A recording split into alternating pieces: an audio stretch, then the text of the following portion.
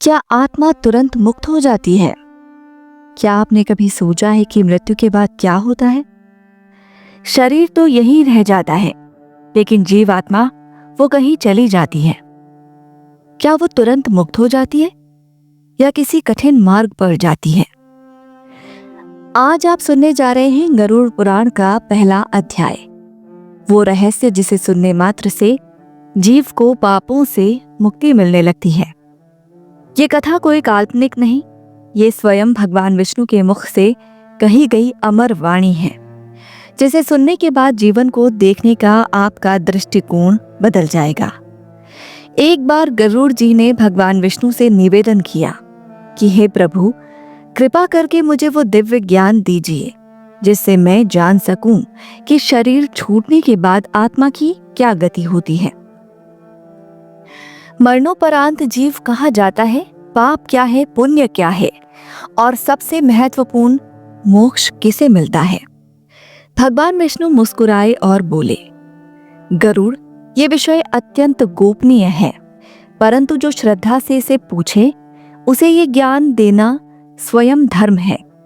मैं तुम्हें सुनाता हूँ मृत्यु के बाद की पहली यात्रा। जब कोई जीव इस शरीर को छोड़ता है तो आत्मा क्षण भर स्तब्ध रह जाती है। वो अपने शरीर को देखती है, रोते हुए परिजनों को देखती है, लेकिन किसी को कुछ कह नहीं सकती। भयानक, विकराल, अंधकारमय और त्रिशूलधारी यमदूत आत्मा को पकड़ते हैं और वो यात्रा आरंभ करती है जिसके बारे में आज का मनुष्य कभी सोचता तक नहीं। ये वो पीड़ा है जिसमें आत्मा को ना भूख मिलती है, ना प्यास, ना चैन। हर दिन यमदूत उसे कांटों भरे रास्तों पर खींचते हैं। वो चीखती है, पुकारती है, पर कोई सुनता नहीं है। हे गरुड़, कलयुग में लोग सोचते हैं थोड़ा झूठ बोल दिया तो क्या हुआ, किसी को अपमानित कर दिया तो क्या फर्क पड़ता है। पर यही छोटे लगने वाले कर्म आत्मा को नर्क के रास्ते पर धकेलते हैं। यमदूत आत्मा से कहते हैं कि जब तू जीवित था तो तुझे अनेक अवसर मिले, तूने प्रवचन सुने, धार्मिक ग्रंथ देखे, पर तूने उन्हें मजाक समझा। अब भुगत। हे गरुड़, हर आत्मा का लेखा जोखा चित्रगुप्त रखते हैं। एक भी कर्म छुपा नहीं रहता। जो अपने माता पिता का अपमान करता है, जो दान से मुख मोड़ता है, जो व्यभिचार, नशा, लोभ और छल करता है, वो नर्क के गहरे गर्त में गिरता है। अब मैं तुम्हें बताता हूँ आसन नरकों के नाम और उनके पाप।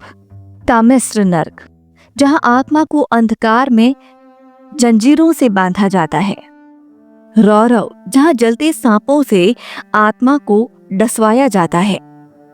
कुंभिपाक, जहाँ उबलते तेल में आत्मा को डुबोया जाता है। महापाच, जहाँ शरीर 1000 वर्षों तक चलता रहता है। ये सब यातनाएं किस लिए? क्योंकि जीवात्मा ने सोचा, मैं जो चाहूं करूं, मुझे कौन देख रहा है। गरुड़ देव हमें मोक्ष का मार्ग बतलाते हैं।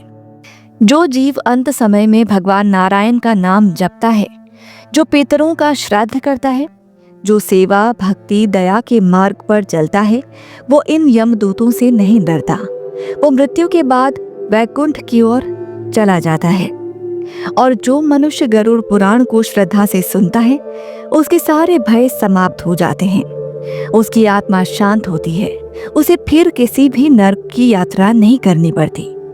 हे श्रोता, यदि आपने ये कथा यहाँ तक सुनी है तो सुनिए, आपने जीवन का एक सबसे बड़ा रहस्य जान लिया है। अब ये आप पर है कि इस ज्ञान को केवल सुने हुए शब्द मानते हैं या अपने जीवन का मार्गदर्शक बनाते हैं, क्योंकि मृत्यु निश्चित है। पर यह तय करना आपके हाथ में है कि मृत्यु के बाद मोक्ष की ओर जाएं या नरक की ओर। वीडियो कैसी लगी अपने विचार हमें कमेंट बॉक्स में जरूर बताएं। ऐसे ही आत्म जागृति विषयों पर जानकारी के लिए भारत क्वेस्ट को आज ही सब्सक्राइब करें। अंतरात्मा की आवाज को सुने, इस आत्म जागृति मिशन का हिस्सा बने। धन्यवाद।